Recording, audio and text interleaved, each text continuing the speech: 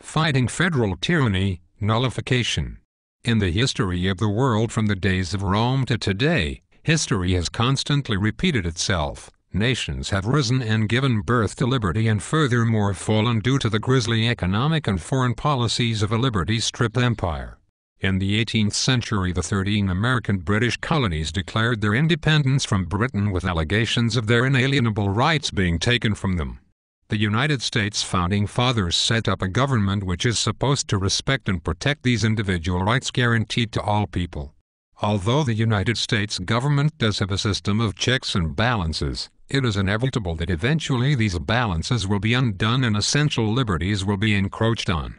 The United States founding fathers did provide for one means of fighting these encroachments: nullification. Nullification is the failure or refusal of a U.S. state to aid in enforcement of federal laws within its limits, especially on constitutional grounds. Nullification. The idea that the federal government today has reached a paranoid totalitarian state can be disputed indefinitely, but inevitably the past has proved this to be true. Even though it is believed to be an act of disloyalty, nullification should be considered necessary to fighting a government suppression in a diplomatic manner. Every year the United States government passes new laws. Most laws pass through the House and the Senate with little opposition. Increasingly it seems though these laws that are being suggested by the leaders of the United States appear to have a direct impact on citizens' personal liberties. After the laws are passed by the federal government, the law is subject to be enforced by local and state governments alike. When a regulation does pass through the government that appears to encroach on one's liberty, the states and the people themselves do have a basic right to nullify the law. They can simply say no to the legislation. The central point behind nullification is that the federal government cannot be permitted to hold a monopoly on constitutional interpretation.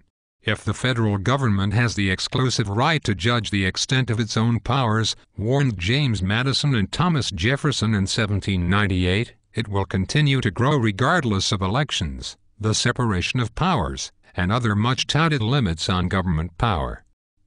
Woods, pages 3-4. One of the most current examples of nullification is over the legislation passed by Congress calling for a national identification card.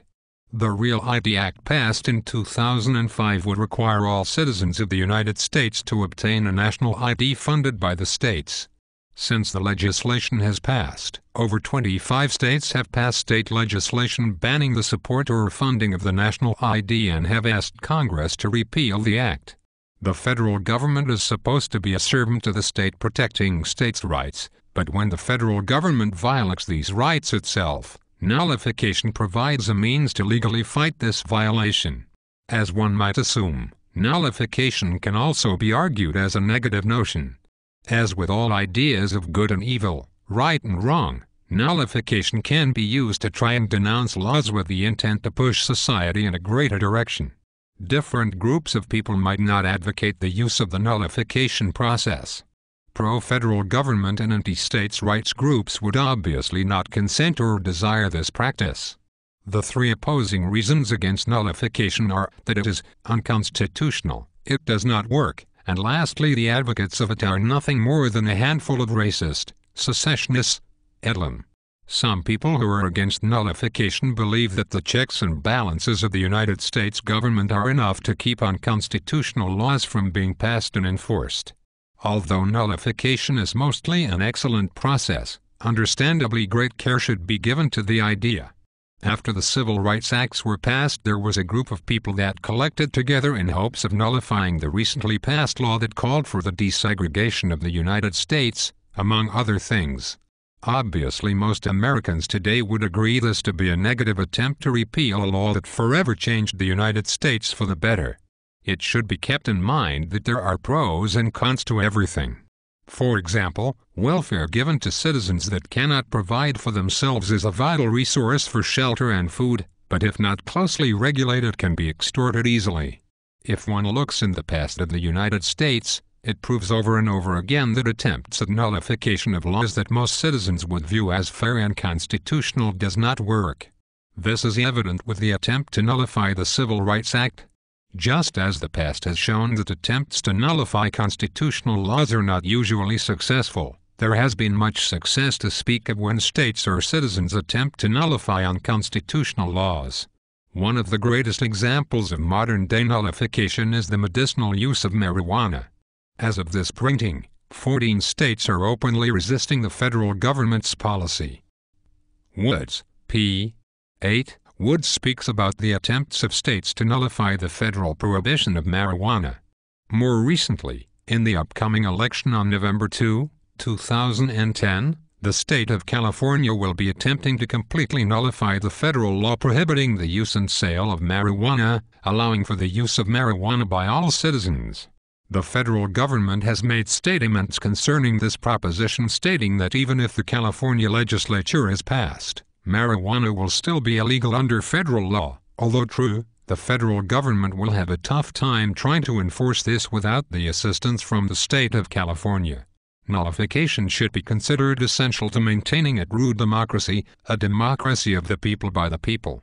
Sometimes it is easy to overlook the fact that the federal government is meant to answer to the states, and the states are intended to be run by the common people. If the United States has any hope of returning to a long-lost balance of unalienable liberty and police power, nullification must not be thrown out as a radical idea.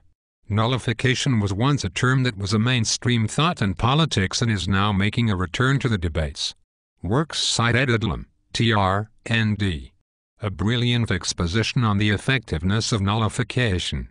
Retrieved 10/29, 2010, from New American. http://www.thenewamerican.com/index.php/reviews/books/384-a-brilliant-exposition-on-the-effectiveness-of Nullification. Retrieved 10/29, 2010, from Dictionary, http://dictionary.reference.com/browse/nullification. Woods, T.E., 2010. Nullification: How to Resist Federal Tyranny in the 21st Century. Washington, D.C., Regnery Publishing, Inc.,